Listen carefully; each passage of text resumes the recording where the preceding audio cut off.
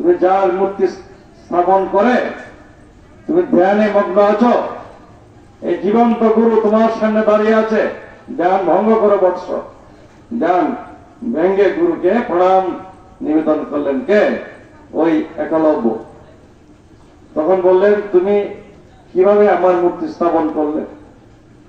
বলল, প্রভু, বহু দূর দেশ থেকে আপনাকে হৃদয়ে গুরু হিসেবে মেনে আপনার কাছ থেকে অস্ত্রবিদ্যা শিক্ষার জন্য আমি এসেছিলাম, কিন্তু আপনার আমাকে হতাশ করে ফিরিয়ে দিলেন নাকি? কিন্তু আমার চেষ্টা আমার রয়েছে, ছেড়ো না। ওই অব্যাহত চেষ্টাই তোমাকে মুক্তির দিকে নিয়ে যাবে। ঠাকুর গোলচন্দ্র চেষ্টা ছাড়েনি নাকি? গোপেশ চেষ্টা ছেড়েনি, আমি চেষ্টা চালিয়েছি আপনার মূর্তি স্থাপন করে আপনার আশীর্বাদ নিয়ে, শক্তি নিয়েই আমি যেদিকে অস্ত্র চালাই সেদিকে চালাতে পারি। সব দিক দিয়ে সফল হয়েছি প্রভু। আমি অত্যন্ত ভাগ্যবান, যার মূর্তি স্থাপন করি মনের ভিতরে এই শক্তি পেয়েছি।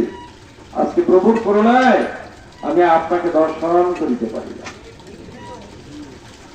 বললো, আজকে এই বনের মধ্যে আসতে গিয়ে যে কুকুরটিকে দর্শন করলাম, তিনি বৃদ্ধ করে রেখেছ, এ কি তুমিই করেছ? হ্যাঁ গুরুদেব, আমিই করেছি।